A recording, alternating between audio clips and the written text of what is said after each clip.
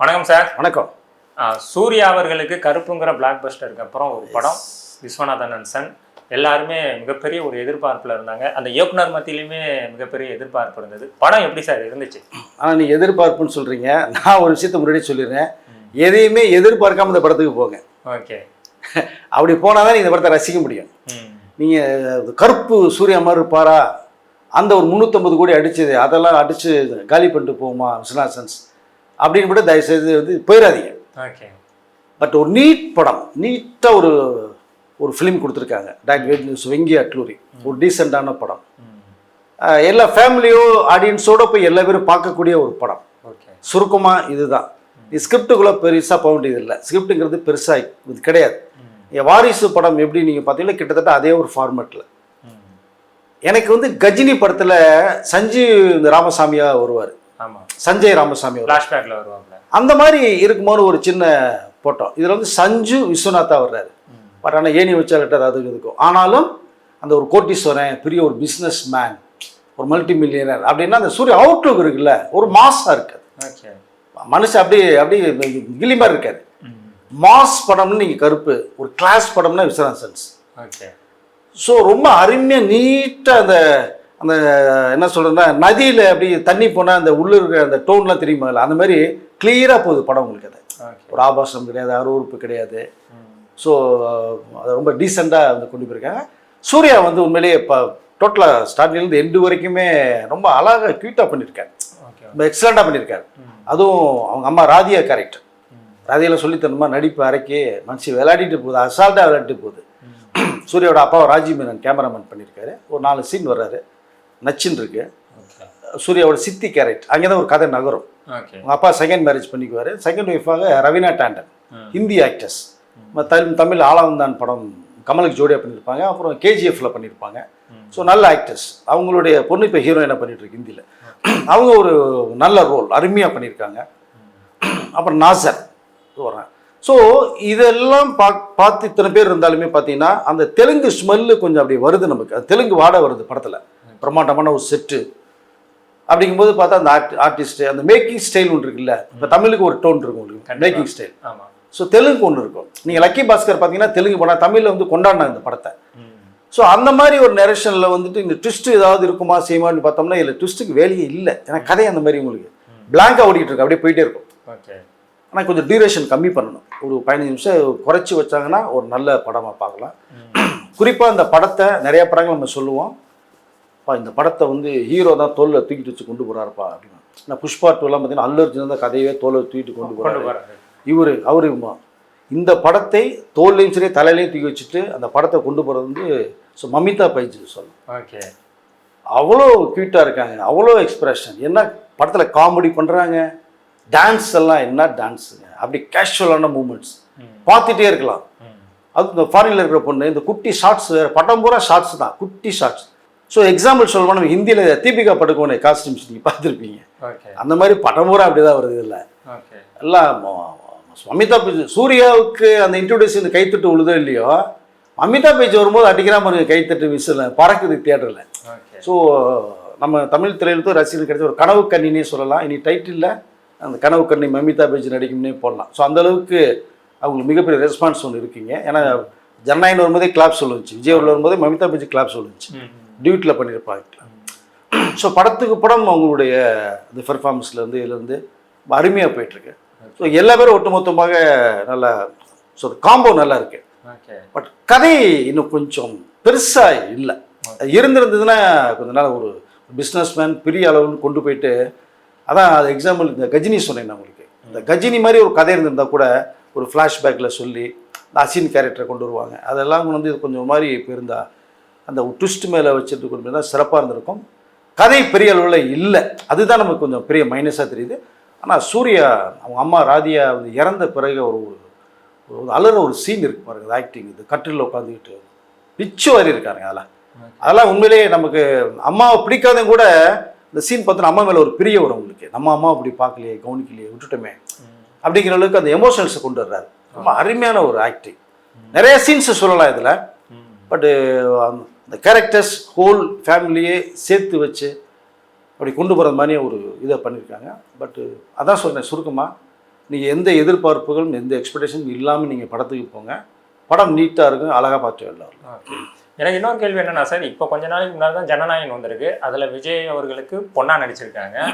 இந்த அதே ஏஜ் கேட்டகரியில் உள்ளவர் தான் சூர்யா. இதில் வந்து ஒரு லவ் ட்ராக்குங்கிற போது இன்னொன்று ரியல் ஏஜை காமிக்கிறாங்க. 2 பேரும் 20 வயசு வித்தியாசம் இருக்குது அப்படின்னு காமிக்கும்போது அந்த சீன்ஸ்லாம் ஏற்றுக்கிற மாதிரி இருக்கா? நல்லா இருக்குங்க, அழகாக கொண்டு போயிருக்கிறார். அங்கே தான் டைரக்டர் வெங்கடேஷனுடைய டச்சிங் இருக்கு நமக்கு. Okay okay. அந்த கேரக்டரை கேஷுவலாக கொண்டு போயிட்டு அது வந்து அப்பா அம்மாவும் இல்லாத ஒரு கேரக்டர், ஆர்ஃபன்ஸில் வந்த கேரக்டர் அது. அப்போது அது எதுவுமே எடுத்துக்கிற மாதிரி ஒரு கேரக்டர் கொண்டு போகிறாங்க. அங்கே என்ன கனெக்ட் பண்ணுறாரு படத்தில், ஒரு குழந்தை சூர்யா, நீ ட்ரெயினில் பார்த்துருவீங்க, குழந்தை சூர்யா தூக்கிட்டு வர்றது இருக்கு இல்லையா, சூர்யா குழந்தைய தூக்கிட்டு வர்றது இல்லையா, அந்த குழந்தை யாருக்கு பிறந்தது அப்படிங்கிற அந்த ஒரு விஷயம் வச்சுருக்காங்க. அப்போ மமிதா பைஜுக்கும் அது லிங்க் இருக்குது. நீங்கள் படம் பார்த்தா தெரியும், நான் ஃபுல்லாக உடைக்க விரும்பல. அப்போ அந்த ஏஜ் ஒரு டிஃப்ரெண்ட்டாக வச்சு தான் கதையை கொண்டு போகிறாங்க. நான் அந்த லவ் அக்செப்ட் பண்ணவே மாட்டேன் பார் சூர்யா, பரவாயில்ல நான் அக்செப்ட் பண்ணிக்கிறேன் மமிதா பைஜு, அப்படி கொண்டு போகிறாங்க. அதில் வந்து அது பெரிய வித்தியாசம் தெரியல. ஓகே. நீ இதே சூர்யா அந்த ஏஜ் காமிக்காம 35 வயசு நீங்கள் சொல்லியிருந்தீங்கன்னா ஆடியன்ஸ் ஒத்துக்க தான் போகிறான். 50 வயசு சூரியன் ஒத்துக்கும் சொன்ன கூட போடா அப்படின்றான். அப்போ நீங்கள் இந்த கதைக்கு இது தேவைப்படுறதுனால ஸோ அந்த பிளாக் வச்சாங்க. ஓகே. பட் ஆனால் அருமையான பேரை க்யூட்டாக இருக்கேன். ஒரு சாங், இந்த பட்டாம்பச்சின்னு ஒரு சாங் இருக்குது 2 பேருக்கும். ஓகே. பிரமாதமாக இருக்குங்க சாங் விஷுவலிஸ்டில். ஓகே. அது எண்டு கிளைமாக்ஸில் ஒரு கெட்டப்பில் சூர்யா வருவார் பாருங்க, அடடா அப்படி ஹாலிவுட் ஸ்டார் மாதிரி இருக்கார். அப்படி அவ்வளோ அழகாக அருமையாக. ஸோ அதனால் அந்த நீ சொன்னது மாதிரி அந்த ஏஜ் அந்த டிஃப்ரெண்ட் ஒன்று தான் இருக்கே தவிர அது படத்துக்கு டைரக்டர் வச்சதுனால வைக்காம நீங்கள் எக்ஸ்போஸ் பண்ணி லவர்ஸ் இன்னும் அதை அக்செப்ட் பண்ணிக்குவாங்க. ஓகே. ஸோ அதனால் அது பார்க்குறதுக்கு நல்ல பேராக இருக்குது நமக்கு அது. பட்டு கதையை தான் நம்ம கொஞ்சம் வந்து இல்லாமல் இருக்கு கொஞ்சம். ஓகே. அடுத்து தொடர்ச்சியாக வந்து வெங்கட்லூரி வந்து ஜிவி பிரகாஷ் கூட ட்ராவல் ஆகிட்டு இருக்காரு. ஸோ இந்த படத்துலையும் ஜிவி பிரகாஷ் மியூசிக் எப்படி இருக்குது, பேக்ரவுண்ட் ஸ்கோர்லாம் எப்படி இருந்தது? இல்லை அது இந்த லக்கி பாஸ்கரில் மனுஷன் விளையாடி இருப்பார் உங்களுக்கு. அதில் இதில் வந்து அந்தளவுக்கு ஒரு ஸ்பேஸ் இல்லை ஜிவிக்கு. ஆனால் ஒரு இடம் மட்டும் நீங்கள் பார்த்தீங்கன்னா சூரிய அந்த அலற சீன் சொன்னேன் இல்லைங்களா, அதாவது டோட்டலாக பிளாக் அவுட் இருப்பார். தியேட்டரே சைலண்டாக இருக்கும், ஸ்க்ரீன் சைலண்டாக இருக்கும். அவருடைய எமோஷன்ஸ் அந்த இது மட்டும் வந்துடும்போது தான் அதை அப்படியே மைல்டாக அந்த டியூன் கொண்டு வருவார். ரொம்ப அருமையாக. அப்புறம் நான் இந்த சாங் சொன்னேன், பட்டாம்பூச்சி சாங் ஒன்று சொன்னேன், அருமையாக. அந்த சாங்லாம் அவ்வளோ மெலோடி சாங், நீங்கள் ரொம்ப ரசிக்கலாம்.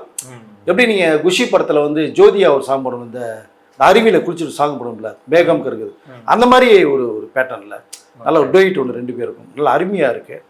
பட் பெரிய உள்ள பிஜிஎம்க்கு இங்கே வேலை இல்லை. நீங்கள் ஒரு மாஸ் படம், ஒரு கமர்ஷியல் படம்னா தான் நீங்கள் அந்த பிஜிஎம் பேக்ரவுண்டுக்கு நீங்கள் வேலை இருக்குது. இது அந்தளவுக்கு இல்லை. அதனால் அந்த படம் சக்ஸஸ் ஆனதுனால வெங்கட்லூரி திரும்பி மீண்டும் ஜிவி பிரகாஷை கூப்பிட்ருக்காங்க. இல்லை ஜிவி பிரகாஷ் சிஸ்டர் சூரியோட சிஸ்டா பண்ணியிருக்காங்க. ரொம்ப அருமையான ஒரு ரோல். ஒரு சீன் வந்து ஒரு க்ளோஸ்அப்பில் ஒரு ஃபீல் குட்டான ஒரு சீன் வச்சுருக்காரு பாருங்க. அப்படி ஒரு தங்கச்சி இல்லைங்கிற அளவுக்கு ஒரு ஃபீல் பண்ணுற மாதிரி இருக்கும். நிறையா அவங்களுடைய எமோஷனலை சொல்லியிருப்பாங்க படத்தில். ஸோ அதனால் ஒவ்வொரு பிளாக்காக பார்க்கும்போது ரொம்ப நல்லா இருக்கு. ஜிவி பிரகாஷ் என்ன படத்துக்கு தேவையோ அதை கொடுத்துருக்காரு, அவ்வளோதான். ரொம்ப எக்ஸ்ட்ரீம் லெவல்லாம் பெருசாக சொல்ல முடியாது. கேமரா ஒர்க்கு ஸோ ஓகே அப்படிங்கிற மாதிரி தான் இருக்குது. செட்டு பிரம்மாண்டமாக இருக்குது. ஒரு இங்கிலீஷ் படம் டோனில் அந்த அதாவது டோட்டலாக முழு படத்தோட டோனே பார்த்தீங்கன்னா ஒரு மாதிரி ப்ளூ கலரில் ஒரு மாதிரி கொடுத்துருப்பாங்க. ஒரு ஹாலிவுட் படம் ஸ்டைலில் பிரம்மாண்டமாக ஒரு படம். பட் அப்படிங்கிற அளவுக்கு வெங்கட்லூரி கொடுத்துருக்காரு. பட்டு நீங்கள் சூர்யா ரசிகர்களுக்கு இது கொஞ்சம் ஏமாற்றம் தரும் கண்டிப்பாக. கருப்பு அவருடைய மாஸ் வேற இல்லையா உங்களுக்கு, அதனால் அது கொஞ்சம் எதிர்பார்ப்பு கம்மியாக இருக்குன்னு தான் நான் நினைக்கிறேன். நான் இந்த படத்துக்கு ப்ரொமோஷன் ரொம்ப கம்மியாக பண்ணியிருக்காங்கிற மாதிரி இருந்தது சார். ஏன்னா இந்த படம் ஆல்ரெடி தெலுங்கு படங்கிற ஒரு சாயலில் இருக்குது. பெருசாக இன்டர்வியூஸ் யாருமே கொடுக்கல. ஒரே ஒரு காமனான இன்டர்வியூ கொடுத்து முடிச்சிட்டாங்க. ஹாலிவுட் சேனலுக்கு ஒரு இன்டர்வியூ கொடுக்குறாங்க, தெலுங்குக்கு ஒரு இன்டர்வியூ. வேறு எதையுமே இவங்க கான்சன்ட்ரேட் பண்ணாததுக்கான காரணம் என்ன சார்? இல்லை அதுக்கு என்னென்னா அந்த எக்ஸ்பெக்டேஷன் அதிகமாக இருந்தது. நீங்கள் படம் ரிலீஸ் ஆகிறதுக்கு முன்னாடி ஏன்னா லக்கி பாஸ் கொடுத்த டைரக்டர் வெங்கட்லூரி, பெரிய பேனர், கருப்பு படம் சூப்பர் டூப்பர் ஹிட்டு. அதற்கு அப்புறம் வரக்கூடிய ஒரு படம் சூர்யாவுக்கு ரசிகர்கள் மத்தியிலையும் டிஸ்ட்ரிபியூட்டர் மத்தியிலும் இந்த படம் எதிர்பார்க்கப்பட்ட ஒரு விஷயம். இல்லை பெரிய அளவில் இந்த ப்ரொமோஷன் தேவையில்லைங்கிறத அவங்க நினச்சிருப்பாங்களா என்னன்னு தெரியல. இல்லை ஒருவேளை படம் பார்த்துருப்பாங்க, படம் பார்த்ததுக்கு பிறகு ப்ரொமோஷன் வேண்டாம் இதுவே போதும் நமக்கு அப்படின்னு அவங்க முடிவு பண்ணியிருக்கலாம். Okay okay. இந்த படம் போய் மக்கள்கிட்ட ரீச் ஆயிரும், ஏன்னா ஒரு ரொம்ப டீசெண்டான படத்தை நம்ம கொடுத்துருக்கோம், கண்டிப்பாக ஒரு ஆடியன்ஸ் உள்ள ஃபேமிலி ஆடியன்ஸ் உள்ள வந்துருவாங்க அப்படின்னு நம்பிக்கை சூர்யாவுக்கும் வந்திருக்கும், தயாரிப்பு டைரக்டருக்கு வந்துருக்கும் நினைக்கிறேன் நான். இல்லை பெரிய அளவில் ப்ரொமோட் பண்ணலை இதை. பட் என்னன்னா இந்த படத்துலேயே பார்த்தீங்கன்னா இன்னொரு சீன் நம்ம வந்து மைனஸ்ன்னு எடுத்துக்கிட்டா, ஆனால் பட் இருந்தாலும் வந்து அந்த சூர்யாவுடைய கேரக்டர் வந்து ஒரு சீன் வச்சுருப்பாங்க. என்னதான் ஒரு பெரிய கோட்டீஸ்வர ஃபேமிலி, ரொம்ப ஐகான் ஹைடெக்காக வாழக்கூடிய ஃபேமிலினா கூட அம்மா பிள்ளைக்கும் உள்ள சென்டிமெண்ட்ஸ்லாம் நிறைய இருக்கும். அது ரொம்ப சோஷியலாக நிறைய விஷயம் சொல்லலாம். பட் இதில் ஒரு விஷயத்த சொல்லியிருப்பாங்க. அது நம்ம தியேட்டரில் பார்க்கும்போது அது வந்து அது கொஞ்சம் சர்க்கிளாக இருக்காது பார்க்குறது. அது ராதியா எடுத்துகிட்டு சூட்கேஸ் திறந்துட்டு ஒரு விஷயத்த பார்க்கும்போது மமிதா பைஜு பார்த்து ஷாக் ஆகும். என்னது இது அப்படின்னு கேட்கும். இது மாதம் ஆனோம்னா ஒரு 4 நாள் இப்படி தான் போயிடுறான் பார்த்தா சூட்கேஸில் கிடைக்கும் அப்படிங்கிற மாதிரி ஒரு சீனை வச்சுருப்பாங்க. அது மமிதா பைஜு பாயிண்ட் ஆஃப் வியூவில் அது எடுத்து காமிச்சு பார்த்துட்டு அம்மாகிட்ட சொல்ல மாதிரி இருந்தால் கொஞ்சம் நல்லா இருந்திருக்கும். இது அம்மாவே எடுத்து காமிக்கிற மாதிரி மமிதா பைஜுட்ட சொல்கிற சீன் வருது. என் புள்ள அப்படி தான் இருந்தது. இப்போ புள்ள அப்படி போகிறான்னா கண்டிக்கக்கூடியதான் அம்மா கேரக்டர். அதை வேணாம் அப்படியே விட்டு அப்படியே கேஷுவலாக இருக்கட்டும் அப்படிங்கிற மாதிரி சொல்கிறாங்க. அது வந்து கொஞ்சம் கேரக்டருக்கு மைனஸாக இருக்குது. ஆனால் படத்தினுடைய அந்த மெயின் த்ரெட்டுக்கே பார்த்தோம்னா அவங்க அப்பா இன்னொரு கல்யாணம் பண்ணிட்டு போகிறாரு, அதை ஏற்றுக்க முடியாத ஒரு ஹீரோ. அப்போ எதுக்காக அப்பா போகிறாருங்கிற விஷயம் ஒன்று இருக்கு இல்லையா, அதை சொல்லும் போது ஏற்றுக்க மாட்டேன்றான். நான் கல்யாணமே பண்ணிக்க மாட்டேன் அப்படின்ற இருக்கிற சூர்யா கேரக்டர். அதனால தான் ஏஜ் ஆகிடுது. மமிதா பைஜு உள்ள ஒரு அது ஒரு லூப் லைனில் உள்ளே வருது உனக்கு. ஸோ குழந்தைக்கு மமிதா பைஜு சூர்யாவுக்கு ஒரு லிங்க் இருக்குது, நீ படமாக தெரிஞ்சுங்க. அப்போ அந்த கனெக்ஷன் இருக்கும்போது இந்த ஏஜ் டிஃப்ரெண்ட் அவர் காமிக்கும் போது இந்த மாதத்தில் ஒரு 4 நாள் வந்து ஃபாரினாக போய் சுற்றுறாரு அவர். சூரிய எதுக்கு சுற்றுறான்னு ஒரு விஷயத்த சொல்லும்போது இப்போ அப்பாவை நீங்கள் வெறுக்கிறதுக்கும் நீ கல்யாணம் பண்ணிக்க மாட்டேன்னு சொல்கிறதுக்கும் மெயின் ரீசனுக்கும் இந்த ஒரு சீனுக்கும் சம்மந்தம் கிடையாது. ஓகே. இப்போ அப்பா பண்ணது தவறுனா நீங்கள் ஃபீல் பண்ணுறீங்க போகும்போது அப்போ நீங்கள் பண்ணுறது மிகப்பெரிய ஒரு தவறு. ஓகே. அதை எப்படி சூர்யா அக்செப்ட் பண்ணிட்டான்னு தெரியல. ஒருவேளை அவர் கதை கேட்கும் போது வெங்கியட்லூரி பெரிய மன்னர் இதுக்கு நம்ம சொல்லணும், நமக்கு ஒரு பெரிய பிரேக் தேவைப்படும். ஏன்னா இது கருப்புக்கு முன்னாடி கமிட்டான படம். கேள்வியில் கேட்க வேணான்னு முடிவு பண்ணிருப்பான்னு நான் நினைக்கிறேன்.